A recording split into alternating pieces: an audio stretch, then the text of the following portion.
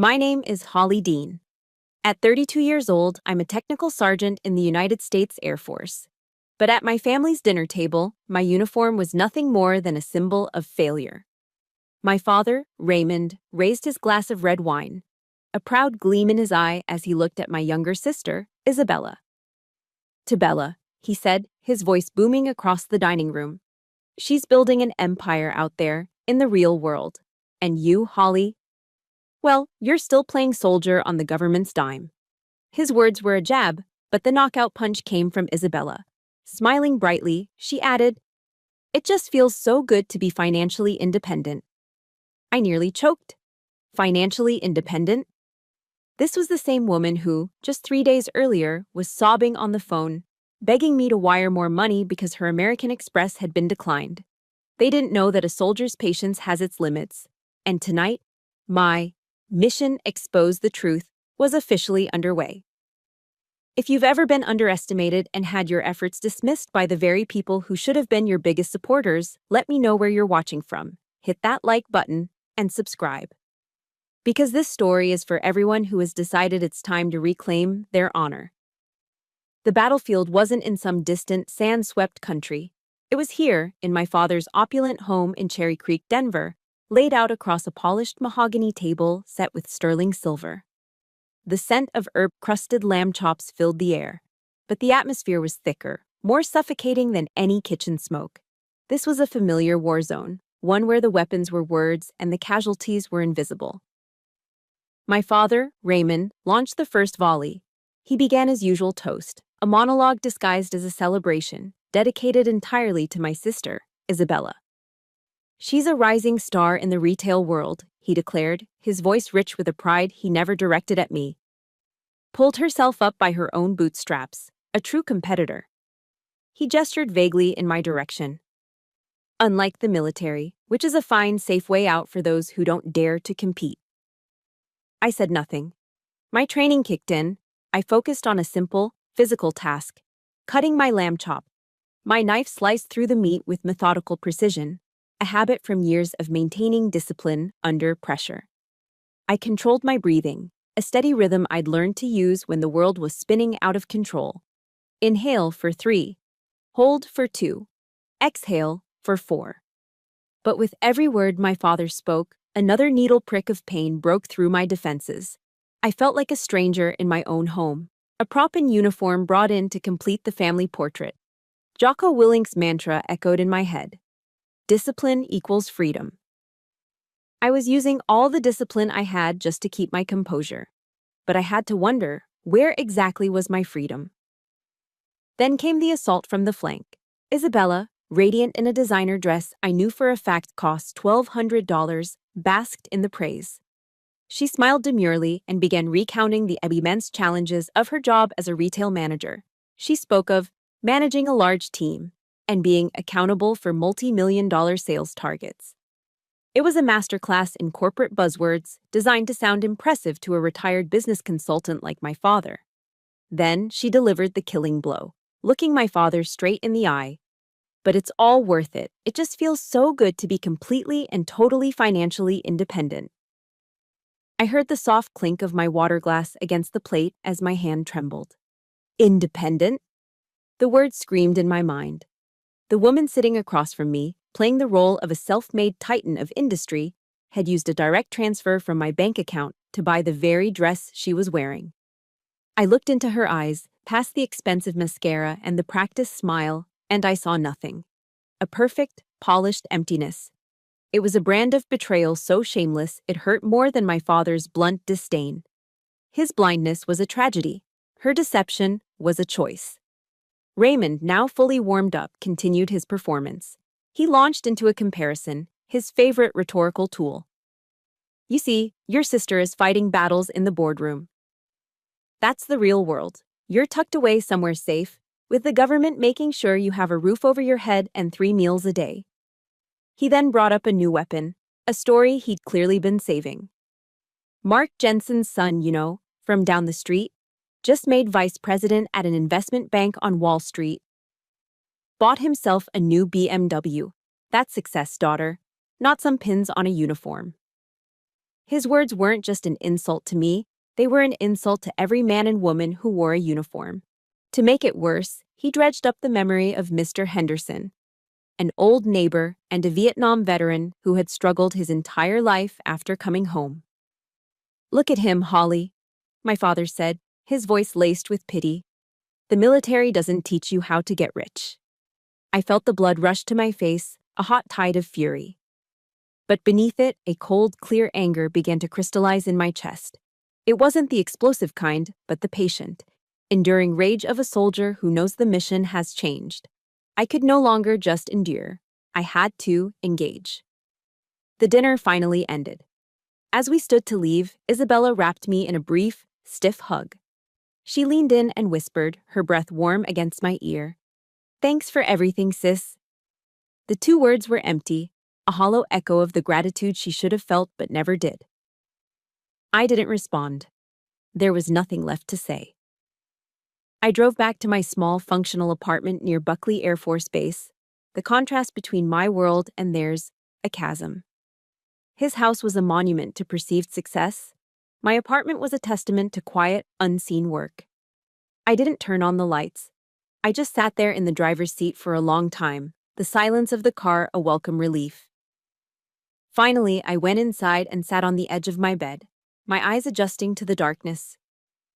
They landed on a small framed photo on my nightstand.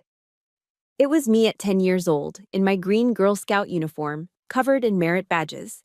I was standing next to my father, who was beaming with pride in his own freshly pressed suit on the day he made partner at his firm. His arm was wrapped around my shoulders, his smile genuine and warm.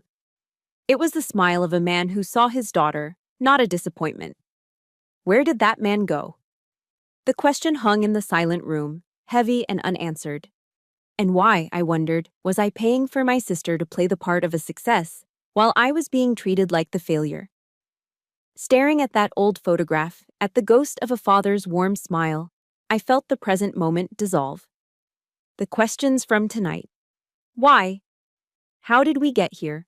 Pulled me back into the undertow of memory, back to the precise moment the foundation of my life began to crack. It was 2 years ago. A cold, relentless rain was hammering against my apartment window in Colorado Springs, the kind of night that feels heavy, like the sky itself is grieving. My phone rang, and Isabella's name flashed on the screen. I answered and was met not with a greeting, but with a raw, panicked sob. "Holly, I'm in so much trouble," she cried, her voice shredded with hysteria. She confessed everything in a torrent of shame and fear. She was drowning in credit card debt, weeks away from being evicted from her trendy Lodo apartment, and the bank was threatening to repossess her car. The life she had so carefully curated for my father and for her social media followers was a house of cards in a hurricane. "If Dad finds out, he'll kill me," she wailed. "He'll think I'm a failure." That was the word that did it. Failure. The one label my father used as his ultimate weapon. And in that moment, my instincts as an older sister and as a soldier trained never to leave a comrade behind took over.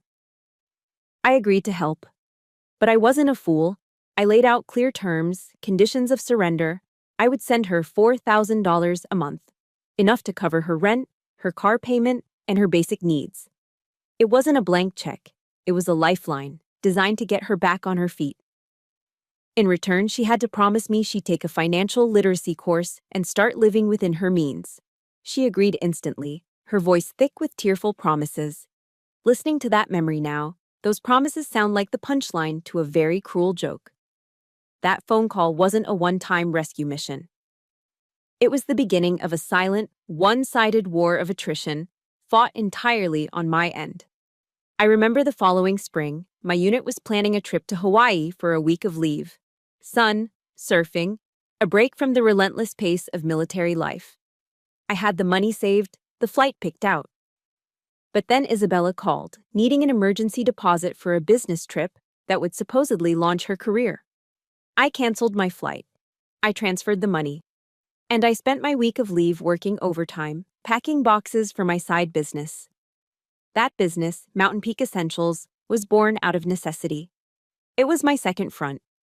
After a full day on base, coordinating millions of dollars in logistics, I would come home and start my second shift. My small living room became a warehouse, stacked high with inventory. I'd work late into the night, fueled by black coffee, packing orders, answering customer emails, and negotiating with suppliers in Asia at 4 in the morning. Meanwhile, on Instagram, Isabella's life was a fantasy. A weekend ski trip to Aspen. A new designer handbag casually displayed on a table at a Michelin-starred restaurant. Every glossy, filtered photo was a knife twist, because I knew it was my sweat, my sacrificed vacations, my sleepless nights that were funding that illusion. The worst part was her silence. In all those family dinners, through every condescending remark my father made about my career, she never once spoke up. She never defended me. She just sat there, smiling. A silent accomplice to my public diminishment, all while cashing my checks. But the deepest scar, the one that still aches on cold nights, was carved on the day of my officer training school graduation at Maxwell Air Force Base in Alabama. It was one of the proudest moments of my life, the culmination of months of grueling physical and mental challenges. I had mailed my father and Isabella plane tickets weeks in advance. I imagined them in the stands, watching me, finally seeing me for who I was. They never came.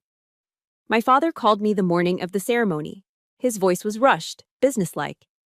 "Holly, something's come up," he'd said. "Bella has a once-in-a-lifetime networking opportunity at a conference in Vegas. I have to be there to support her." The excuse was so plausible, so perfectly aligned with his priorities, that I almost believed it. I stood on that parade ground, the Alabama sun beating down on my new uniform, surrounded by the joyous cheers of thousands of other families. I watched as new lieutenants were embraced by their parents, their siblings, their partners. And I stood alone, an island of silence in a sea of celebration, feeling a hollowness so profound it almost brought me to my knees. A week later, the truth appeared on my Instagram feed. It was a photo of Isabella, grinning, holding a fan of cash next to a slot machine at the Bellagio. There was no conference. There was no networking event. There was only a lie, wrapped in selfishness, that had cost me the one moment I had truly wanted to share with them.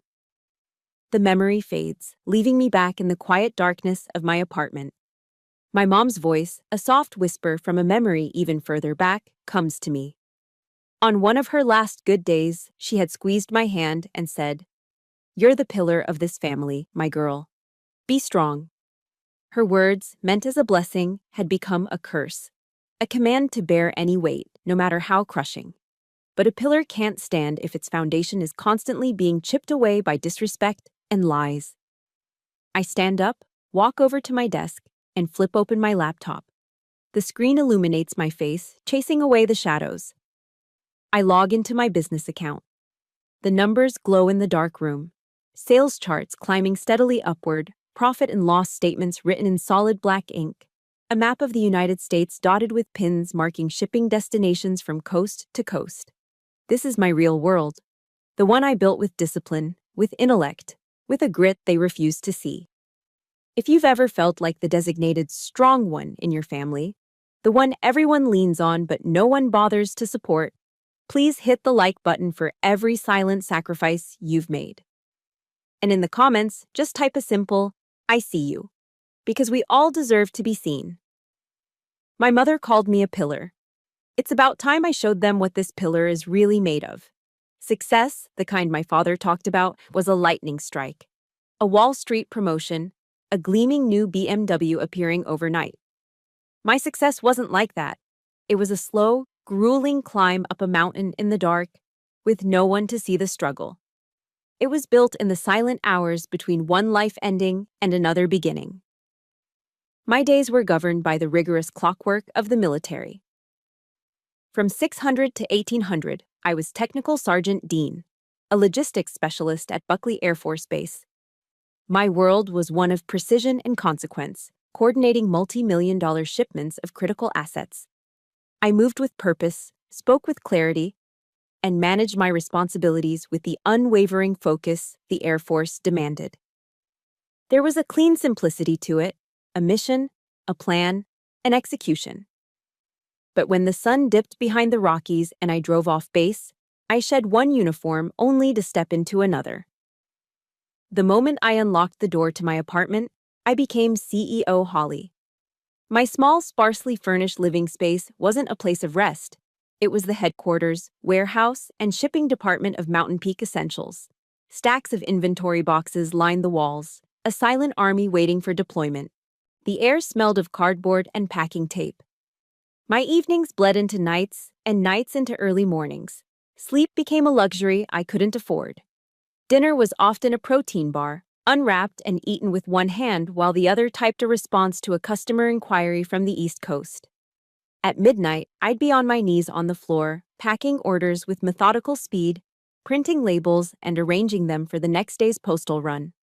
At 4 a.m., I'd be on a video call with a supplier in Asia, negotiating pricing on new materials. My mind sharp, despite the bone-deep exhaustion. Every morning, no matter how little I'd slept, I would start my day with a simple ritual inspired by a speech from Admiral William H. McRaven. I made my bed. Perfectly. It was the first completed task of the day, a small victory that set the tone for the discipline required to win the larger war. The road was anything but smooth. It was paved with failures that felt catastrophic at the time. I'll never forget the shipment, my largest to date, that was held up in customs due to a paperwork error on the supplier's end. It was a nightmare.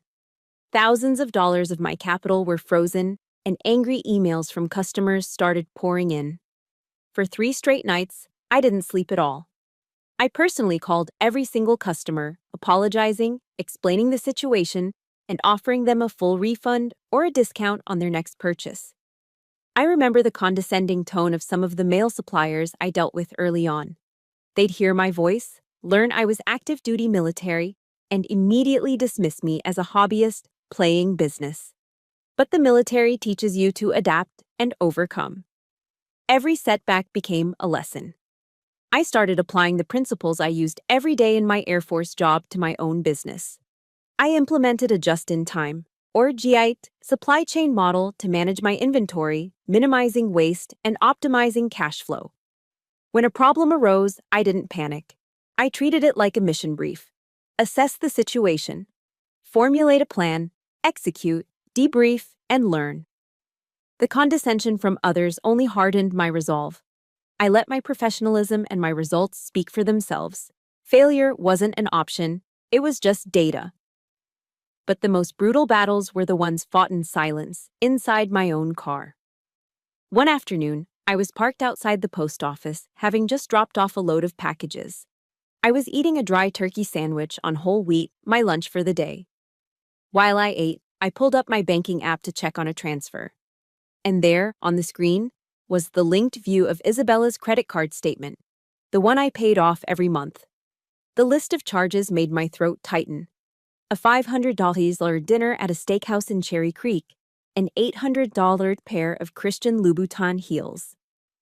The same day those charges posted, I had received a text from my Air Force buddies. They were heading up to Vail for a weekend of skiing, and they had an extra spot for me.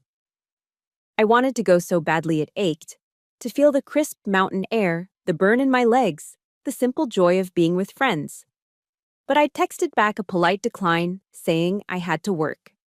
The truth was, every spare dollar I had was being funneled into reinvesting in my business, and into funding my sister's charade. I sat there in my car, looking at the half-eaten sandwich in my hand, and then at the 5-star lifestyle on my phone screen. I was living on the bare minimum, sacrificing my own small pleasures so that she could live a lie. No one knew, no one saw, and no one ever said thank you. That winter, the relentless pace caught up with me. I got sick, a nasty flu that left me shivering with fever and too weak to get out of bed. I lay there alone in my apartment, the silence broken only by my own coughing. No one brought me soup. No one checked in on me. Out of a morbid curiosity, I picked up my phone and scrolled through Instagram. There was a new post from Isabella. It was a picture of her wrapped in a plush white robe at a luxury spa, a serene smile on her face. The caption read, "A little self-care is so important for my mental health." The spa day was paid for with the money I'd sent her just last week. I closed my eyes, the bitter irony a poison in my system. Just as I was about to surrender to despair, my phone buzzed with an email notification. I almost ignored it, but something made me open it. The subject line read, "Inquiry from an admirer of Mountain Peak Essentials." It was from a man who ran one of the most popular outdoor adventure blogs in the country. He wrote that he had randomly bought one of my backpacks for a hiking trip in Utah and had been, in his words, absolutely blown away by the quality and design. He wanted to feature my company, my story, in a detailed review on his site. I read the email once, then twice, then a third time, letting the words sink in. A small, unfamiliar sensation started to form on my lips. A smile. It wasn't wide or joyous, but it was real. It was recognition. Not from family, not from someone who was supposed to care, but from a complete stranger who judged me solely on the merit of my work. It was a single, tiny light at the end of a long, dark tunnel. It was a sign that all the solitary sacrifices, all the unseen battles were about to be brought into the light. For years, I had operated under the assumption that I was completely alone in my fight. I had built walls around myself, not just for discipline, but for survival. I never expected the first crack in those walls to come from the one place I expected it least, my chain of command. Master Sergeant Mike Coleman, everyone just called him Cole, was my direct supervisor. He was a quintessential Texan, a man of few words, with a calm, steady presence that could command a room without him ever raising his voice. He never pried into personal matters. He ran our unit with a quiet efficiency that was both respected and a little feared. But he saw things. He never mentioned the dark circles under my eyes or the fact that I was often the last one to leave the base, but I knew he saw them. One afternoon, after a particularly brutal week of inspections, he called me into his office. I braced myself for another task, another late night. Instead, I found him holding a fresh cup of coffee and a warm croissant from the shop off base. He wordlessly placed them on the corner of his desk in front of me. "Looks like you could use this, Sergeant," he said, his voice a low rumble. That was it. No questions, no pity, just a simple act of kindness. In that small gesture, there was more genuine concern than I had received from my own family in years. I was so taken aback, all I could manage was a quiet, "Thank you, Master Sergeant." A few weeks later, the blogger's review of Mountain Peak Essentials went live. It was a glowing endorsement, and my sales surged overnight. I was thrilled, but also terrified. The sudden attention felt dangerous, like it might expose the secret life I was leading. My fear was realized in a way I never anticipated. Cole walked into my workspace the next morning, a familiar-looking backpack in his hand. My backpack. My heart hammered against my ribs. My first thought was that I was in trouble for running a business on the side, a violation of some obscure regulation I'd missed. I stood up, ready to explain, to defend myself. But he didn't look angry. He just looked analytical. He turned the backpack over in his hands, running his thumb over the reinforced stitching at the seams. He tested the zippers, inspected the waterproof fabric. Finally, he looked up at me, his gaze direct and professional. "Good quality, Dean. Very good," he nodded slowly. "You applied military standards to your product." The praise was so concise, so technical, that it bypassed all my defenses and hit me right in the core. It wasn't the empty flattery my father gave Isabella. It was a professional assessment from someone whose opinion I respected. For the first time, someone in a position of authority saw my business not as a silly hobby, but as a serious, well-executed operation. He saw the excellence I strove for, the same value we were taught to uphold in the Air Force, excellence in all we do. The real test, however, came as the holidays approached. Thanksgiving was a lonely time on a military base for those who couldn't go home. My father called, but it was a brief, perfunctory conversation to inform me that he and Isabella were flying to Cancun for the week. There was no invitation, not even a hint of one. I had already resigned myself to spending the holiday working, processing the new influx of orders. Just as I was sinking into that familiar feeling of exclusion, Cole appeared at my desk. He leaned against the frame, arms crossed.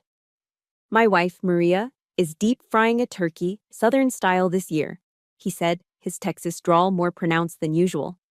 "It's a whole production, and you ain't allowed to say no." That evening, I found myself stepping into a world I'd only ever seen in movies.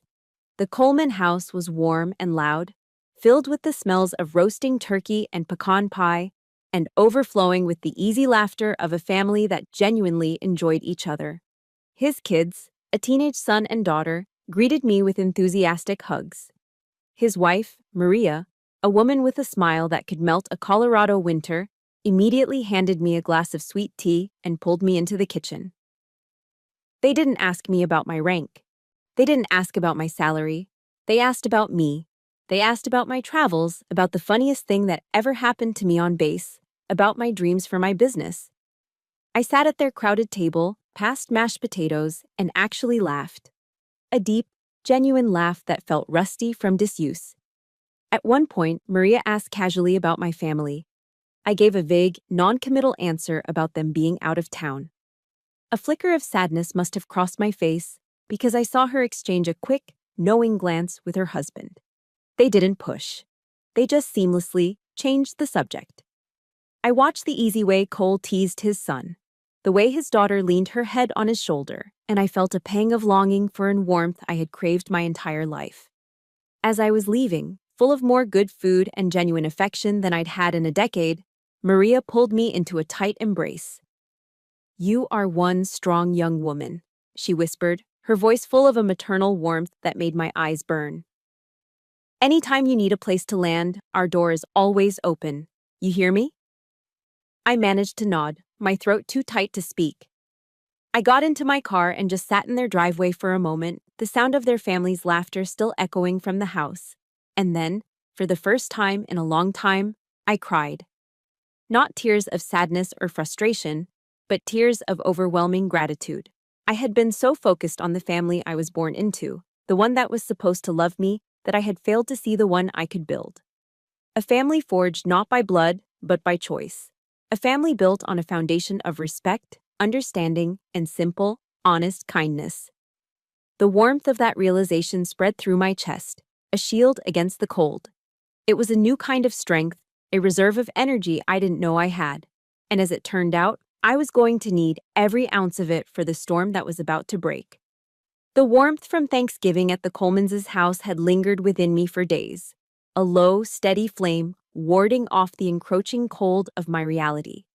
For the first time, I felt a sense of peace, a belief that I could build a life defined by my chosen family, not the one that had consistently failed me. That peace, I was about to learn, was fragile. I was in my makeshift warehouse, my living room, doing a late-night inventory check when my phone buzzed, shattering the silence. It was my father, calling from Mexico. I could hear the faint sound of mariachi music in the background. His voice was unnaturally cheerful, laced with the forced joviality he used when he wanted something. "Holly, sweetheart, it's paradise down here. You should be with us." The invitation was so hollow it barely registered. It was the conversational equivalent of a Trojan horse, and I knew what was hidden inside. After a few minutes of superficial pleasantries about the weather and the resort, he got to the point. His voice shifted, taking on the conspiratorial tone of a man about to reveal a secret to immense wealth. "Your sister has stumbled upon a golden opportunity," he began. "A premium retail space just opened up in Cherry Creek North. The foot traffic is incredible. This is it, Holly. This is the breakthrough she needs to take her career to the next level." I remained silent, listening to the rehearsed excitement in his voice. My own heart began to beat a slow, heavy rhythm against my ribs, like a warning drum. I knew the script. I knew my line was coming. "Now, the only catch," he continued, his tone becoming more serious, "is that we need to put down a significant security deposit to lock it in, about $50,000, and we need it immediately." He said the number as casually as if he were asking for $50 for gas. I was thinking, you could help us out with that. After all, with your steady job, you must have a decent amount in savings. The air in my lungs turned to ice. $50,000. It was nearly the entire sum I'd painstakingly saved to expand my own business, to finally move my inventory out of my living room and into a proper warehouse. He didn't ask. He assumed. He didn't frame it as a favor, he presented it as my duty. Then came the part that made my stomach clench. And you know, with your military record, your credit is pristine.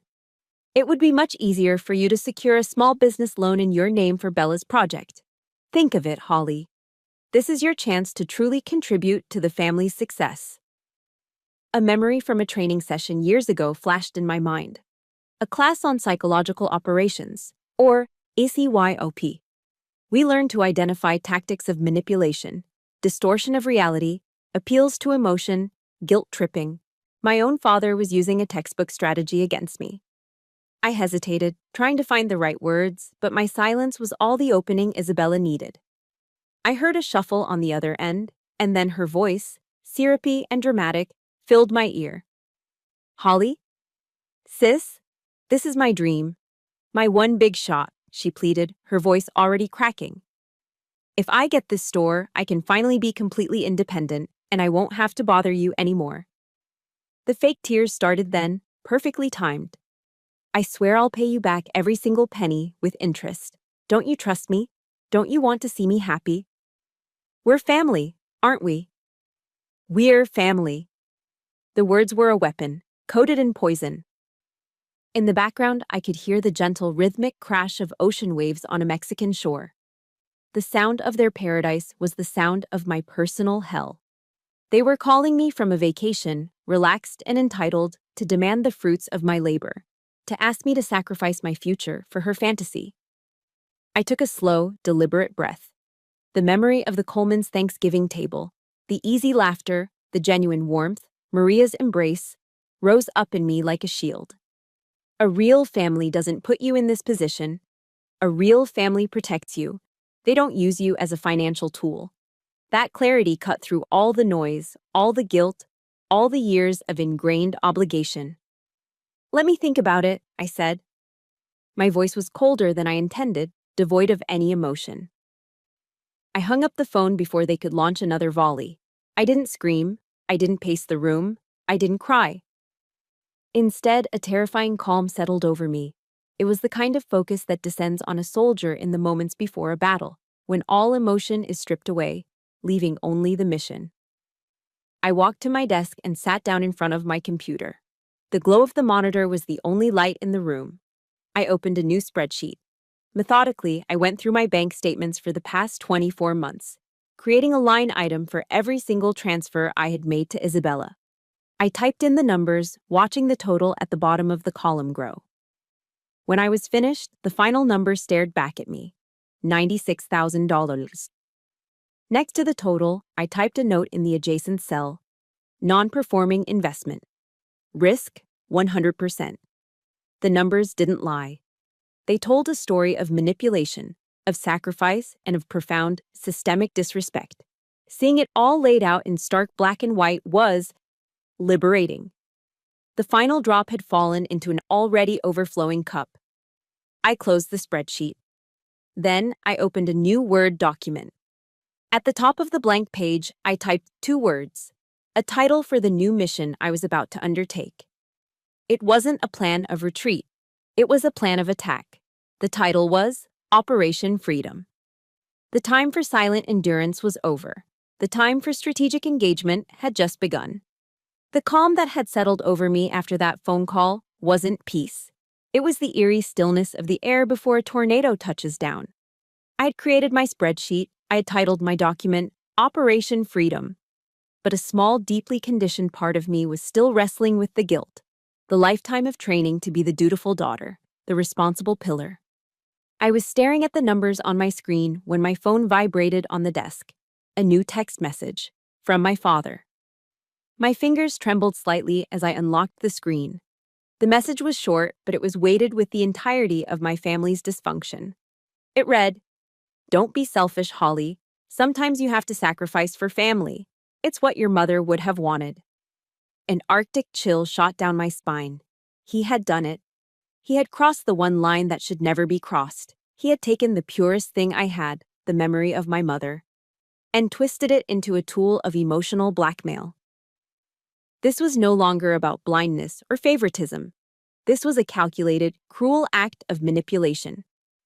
In that instant, every shred of guilt, every flicker of doubt within me was vaporized. All that remained was a cold, hard, and absolute clarity. The boundary had been breached. The war was on. My fingers moved with a speed and purpose that felt foreign to me. I didn't hesitate. I didn't second guess. I hit the call button next to his name. He answered on the second ring, his voice oozing a confident satisfaction, assuming his last text had done the trick. "Holly, I knew you'd come around." "Dad," I cut him off. My voice was level, stripped of all emotion. It was the same tone I used on the firing range, calm, focused, precise. "My answer to the $50,000 request is no. Not now. Not ever." The line went silent. I could hear the distant, festive music from his resort, a bizarre soundtrack to the implosion of our family dynamic. "What did you say?" he finally stammered, the confidence gone from his voice. "And there's one more thing," I continued, my voice unwavering. "As of tomorrow morning, the $4,000 monthly allowance to Isabella is terminated, permanently." The explosion was immediate. It was as if I had pulled the pin on a grenade he'd been holding. "You selfish, ungrateful child," he roared, his voice cracking with rage. "Do you have any idea what you're doing? You're ruining your sister's future," I let him yell. I listened to the accusations, the insults, the familiar script of my failures. I held the phone slightly away from my ear and waited, my own breathing steady. When he finally paused to take a breath, I spoke, my words like chips of ice. "The person ruining her future is Isabella, with your full endorsement. I have been funding this lie for 2 years. That is over. I will not participate in this theater anymore. I am a technical sergeant in the United States Air Force, Dad. I am not the family ATM." In the background, I could hear a new sound. Isabella starting to wail. Her weapon of choice. But for the first time, the sound had no effect on me. It was just noise. Before he could launch into another tirade, I delivered my final command. "And you will never, ever bring my mother into this again." I ended the call. The silence that filled my apartment was absolute. It was profound. And for the first time in years, I felt like I could actually breathe. The air filled my lungs completely, without the crushing weight of expectation and obligation that had been sitting on my chest for my entire adult life. It wasn't happiness, it was liberation. A quote from Brené Brown that I'd read once surfaced in my mind. "Daring to set boundaries is about having the courage to love ourselves, even when we risk disappointing others." Tonight, I had finally chosen to love myself. If you have ever had a moment where you finally said, "Enough is enough," whether it was out loud or just a promise to yourself, hit that like button to stand in solidarity. And in the comments below, I want you to write a single word: freedom. Because that's what this moment is all about. I knew this wasn't the end. It was the declaration of war. They wouldn't let this go. There would be fallout, counterattacks, attempts to pull me back into the toxic orbit I had just escaped. But for the first time, I was ready for it. I was no longer a passive defender. I was going on the offensive. I picked up my phone again. My thumb scrolled through my contacts, past the names of my father and sister, and stopped on a name that represented integrity and strength. I pressed the call button. He answered on the first ring. "Coleman."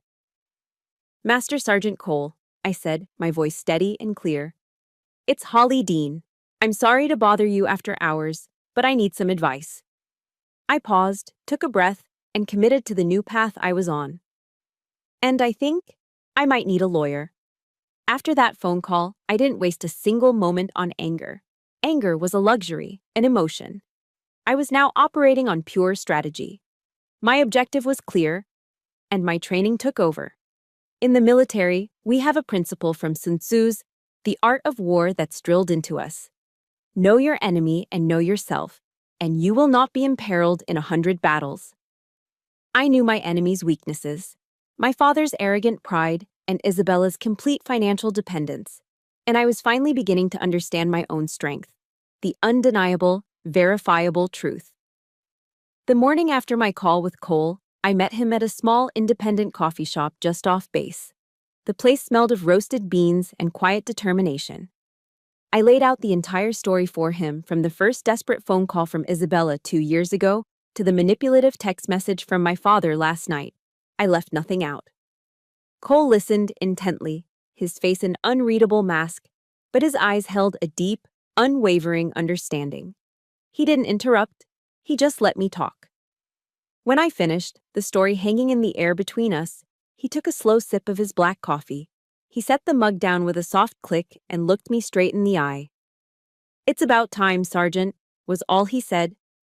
It wasn't advice, it wasn't a command, it was validation. And it was more powerful than 1,000 words of encouragement. He slid a business card across the table. "This is my brother-in-law, David Chen. One of the best family financial litigators in Denver. He owes me a favor." Meeting with David Chen was like shifting from emotional turmoil to tactical precision. His office was minimalist and modern, and he was a man who radiated sharp, decisive energy. I gave him the condensed version of the story. He listened, nodding, his focus absolute. "Emotions don't hold up in court, Sergeant Dean," he said when I was done. His tone was direct, not unkind. "We need data. Hard, indisputable data." Under his guidance, Operation Freedom moved into the intelligence gathering phase. I spent the next week transforming my apartment from a warehouse into a war room. I printed out 24 months of my bank statements, the paper stacking up on my dining table. With a yellow highlighter, I marked every single wire transfer to Isabella. The glowing yellow lines formed a river of my own sacrifice. Then, I went on the offensive. Using open source intelligence, or OSINT, skills I'd picked up in training, I began building a comprehensive file on my sister's life. I cross-referenced her extravagant Instagram posts, the designer clothes, the 5-star dinners, the weekend getaways, with the dates of my wire transfers. The correlation was perfect. It was a digital map of her deception, funded by my hard work. I pulled public real estate records to verify the average rent for her luxury apartment building, running the numbers and confirming it consumed nearly 70% of her declared salary. It was an unsustainable fantasy, and I now had the proof. While digging through old digital files for evidence, I stumbled upon something that stopped my breath. It was a forwarded email from my father to an old business associate, dated just after I'd enlisted. He was talking about his 2 daughters. About Isabella, he wrote with glowing pride. About me, he wrote one sentence that burned itself into my memory. "As for Holly, it's a shame. Such a waste of potential." The words confirmed the deepest, darkest fear I'd always held. That in his eyes, my service, my sacrifice, was nothing more than a failure to live up to his idea of success. The discovery didn't hurt me. It was too late for that. It simply fortified my resolve.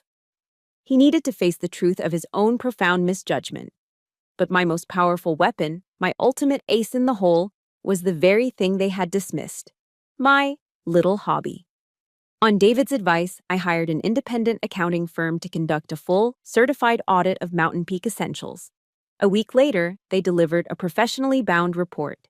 It was beautiful. The cold, hard numbers told a story that no one could deny. Total revenue for the last fiscal year, over $750,000. Net profit, after taxes, just over $400,000. And a line item for federal and state taxes paid, a 5-figure sum that made a mockery of my father's claim that I was living on the government's dime. This report wasn't just proof of my success, it was a tactical bomb, primed and ready to detonate the entire false value system my father had built his world around. In our final meeting before the confrontation, David laid out the plan of attack. "We're not taking this to court unless we have to," he said, leaning forward. "Your objective is to reclaim your honor, not to destroy them. We're going to create a theater where the truth can speak for itself." The plan was elegant in its simplicity. I would call my father and Isabella and invite them to dinner at a restaurant of my choosing, under the pretense of a final discussion about the money. I would orchestrate the entire evening. I would present the facts calmly, methodically, like a military briefing. No raised voices, no tears, just evidence. "Let the numbers do the talking for you," David advised, his eyes sharp. He stood up and shook my hand. "And watch." When their empire of lies crumbles, that will be your victory. I walked out of his office and into the bright Colorado sunlight. I felt no fear, no anxiety, just a profound, ice-cold sense of purpose.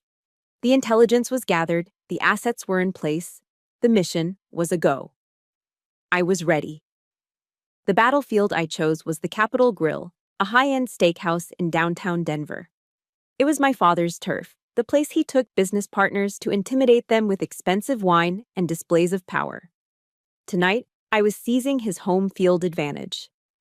I arrived 15 minutes early, dressed in a sharp, understated black blazer. I selected a quiet corner booth that offered both privacy and a clear view of the entrance. When the maitre d' approached, I handed him my credit card. "My party is the Dean party," I said, my voice calm and firm. "I'll be taking care of the check tonight. Please direct all service to me." He nodded, a flicker of surprise in his eyes before retreating. The first move on the chessboard had been made.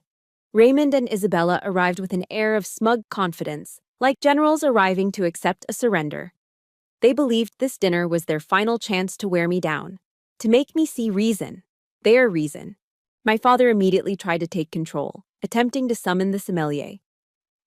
"We'll start with a bottle of the Camus," he announced, not even looking at the menu. "We'll be having water tonight, Dad," I interjected, my voice cutting through his authority. They both stared at me. "We need clear heads for this conversation." The power dynamic in the room shifted palpably. For the first time, I was in command. We ordered our food in a tense silence. The moment the waiter departed, I didn't waste time with small talk. I placed my tablet on the center of the table. Its screen was dark. "I wanted you both to see a few things," I said. My finger swiped across the screen, and it lit up with the first slide of my presentation. The title was simple, clinical. Financial Analysis, Isabella Dean, 2021-2023. Beneath it was a stark bar chart. A modest green column was labeled Annual Salary. Next to it, a towering, monstrous red column was labeled Annual Lifestyle Expenditures. Below the chart, a single, damning number was displayed in bold. Average monthly deficit, $4,000. Isabella's face went pale, the color draining from beneath her carefully applied makeup. "As you can see," I began, my voice as steady as if I were delivering a mission briefing, "Isabella's spending has consistently outpaced her income by approximately $4,000 a month for the past 2 years. I swiped to the next slide, a detailed breakdown of her spending, cross-referenced with my bank transfers. This deficit has been covered by a series of direct deposits from my account, totaling $96,000. My father squinted at the screen, his arrogance warring with a dawning confusion. He tried to brush it off.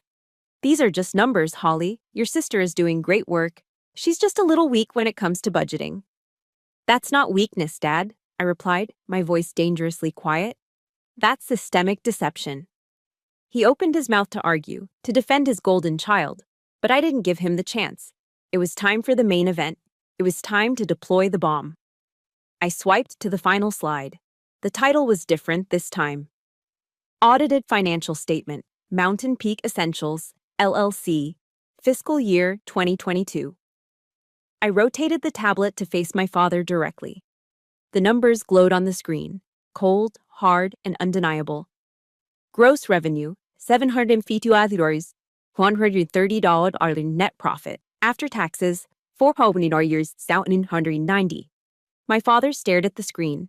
His mouth fell open. He physically recoiled in his seat, as if the light from the tablet was a physical force.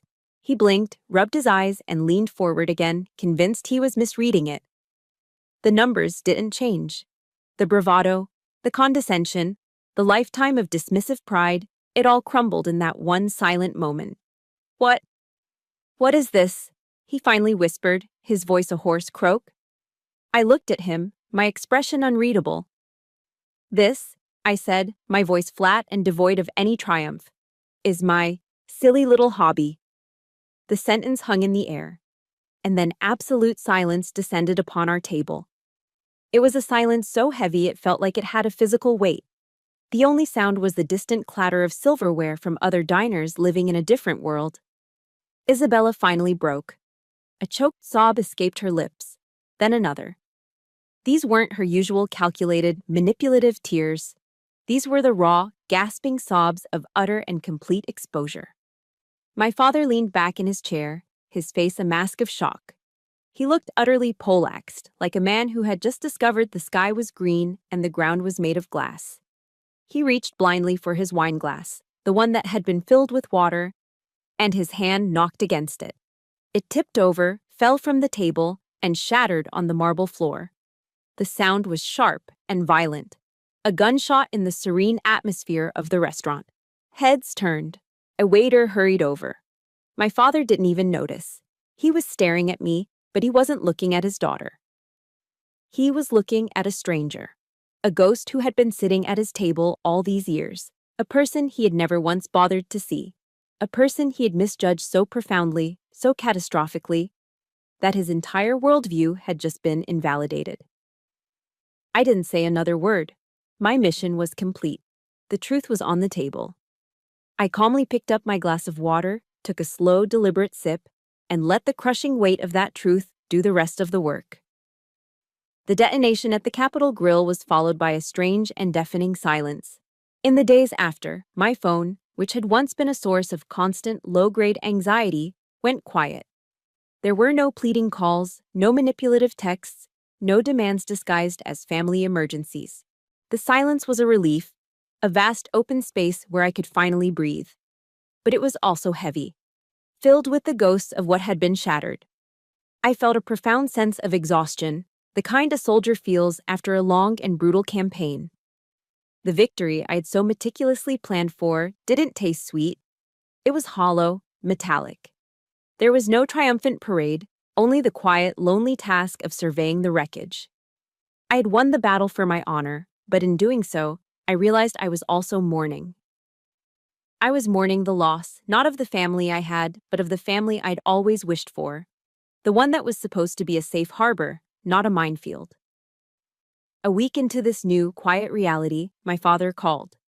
His name flashed on the screen, and I hesitated before answering, my guard immediately up. But the voice on the other end was one I had never heard before. The familiar boom of his arrogance was gone, replaced by a tired, frail uncertainty. "I haven't been sleeping, Holly," he confessed, his voice trembling slightly. "Those numbers, they just keep replaying in my head." He told me he'd spoken to some of his old colleagues in the business world, men whose opinions he valued. He had described my business, my revenue, my profit margins, without saying it was mine. They had all confirmed the same thing. It was a phenomenal success story. "I've been a fool, Holly," he said, the words sounding rusty and foreign on his tongue. "A proud, arrogant fool. I'm sorry. I was a terrible father to you." It was the apology I'd spent a lifetime waiting to hear, the words I'd fantasized about in my darkest moments of self-doubt. But when they finally came, they didn't bring the healing wave of relief I had expected. They just landed in the empty space inside me, a testament to how much damage had been done. An apology couldn't rebuild a house that had been allowed to rot from the inside out. "I accept your apology, Dad," I said, and I meant it. But I knew, and I think he knew, that it wasn't enough. Isabella, predictably, chose a different approach. A few days later, a thick cream-colored envelope arrived in my mailbox. Her handwriting, a looping dramatic cursive, covered the front. Inside was a multi-page, handwritten letter. It was a masterpiece of performative remorse. She wrote of her deep shame, her utter despair, her newfound clarity. She admitted to every lie, every manipulation. It was all there. But as I read on, her true nature bled through the ink. Tucked between paragraphs of self-flagellation was the real purpose of the letter. "I know I messed up, Holly," she wrote. "But I've learned my lesson now. I truly have. If you could just find it in your heart to help me with a small startup loan, I promise, this time will be different." I finished the letter, folded it neatly, and dropped it into the trash can. It was clear she wasn't sorry for what she did. She was only sorry she got caught. The pattern would never change. I sat in the quiet of my apartment and thought about the Serenity Prayer, a simple verse my mother had loved. "God, Grant me the serenity to accept the things I cannot change, the courage to change the things I can, and the wisdom to know the difference. For years, I had been trying to change them. I had been sacrificing myself on the altar of their approval, hoping they would one day see me. But I couldn't change them. My father's deeply ingrained prejudices, Isabella's pathological narcissism, those were things beyond my control. But I could change how I responded. I could change the terms of my own engagement. I knew what I had to do. It was time to draw the final, unambiguous line. I picked up my phone and sent a text message to my father. I need time and I need space. I will reach out when I'm ready. But our relationship, if it's going to exist, has to be rebuilt from the ground up, on a foundation of truth and respect. I hit send before I could second-guess myself. Then, I opened my contacts. My thumb hovered over Isabella's entry. For a moment, a lifetime of memories, of two little girls playing in a backyard, of shared secrets and sisterly bonds, however frayed, flashed through my mind. I took a breath and pressed the button. Delete contact. A pop-up asked me to confirm. I did. She was gone. Finally, I scrolled to the entry for my father. The name on the screen read simply, Dad. It was a title, a role he had failed to live up to for so long. My fingers moved across the keyboard, deleting the 3 letters. I typed in his given name instead. Raymond. It wasn't an act of revenge. It was an act of profound and necessary self-preservation. It was about defining my relationships based on what they were, not on what they were supposed to be. I was no longer bound by false obligations or titles that had lost their meaning. The storm had passed. The aftershocks had been weathered. Now it was time to build on solid ground. 6 months passed. The silence that had once been heavy with unspoken resentments transformed into a quiet, peaceful space for growth. The feature on that outdoor adventure blog had acted like a wildfire for Mountain Peak Essentials. Orders surged, and my business grew beyond anything I had imagined. The first thing I did was hire my first employee, another female Air Force veteran who was transitioning to civilian life. Together, we moved the entire inventory out of my living room and into a leased warehouse space. For the first time in years, my home was just a home, a place of rest. My life found a new rhythm, a balance between my duties as Sergeant Dean and my responsibilities as CEO Holly. The discipline was still there, but now it was complemented by a profound sense of peace. My relationship with Raymond began a slow, tentative process of rebuilding. We spoke on the phone once a week. We didn't talk about money, and we didn't rehash the past. We talked about his week, my work, the weather. He was learning how to listen. One day, a package arrived for me. Inside was one of my own backpacks. Tucked into the front pocket was a printed receipt showing he had purchased it online like any other customer. Later that day, a 5-star review appeared on my website under his name. It read, "An excellent product from an excellent woman. I'm proud of you, Dad." It was a small step, but it was on a foundation of truth. As for Isabella, I heard through the grapevine that she had moved in with a friend and was working 2 jobs to start paying off her debts. I felt no satisfaction, no schadenfreude, just a quiet acknowledgement of a natural consequence. Her reality had finally caught up with her fantasy. One afternoon, a letter arrived from an attorney's office. It was from the lawyer who managed my mother's estate. She had left me a small inheritance, a modest sum of money she had saved over the years. But tucked inside with the check was a handwritten letter from her, penned years before her passing. Her familiar, elegant script filled the page. "My dearest Holly," it began, "I have always known you are the strongest among us. I'm writing this to ask you to use that strength not just to endure, but to build something beautiful in this world. Create a legacy of kindness." Her words were a directive from beyond the grave, a final mission brief from the person who had always believed in me. I knew instantly what I had to do. I took her inheritance, combined it with a significant portion of my company's profits, and established a new foundation. I called it the Elizabeth Dean Grant for Women Veterans, a program designed to provide seed money and mentorship for female vets looking to start their own businesses.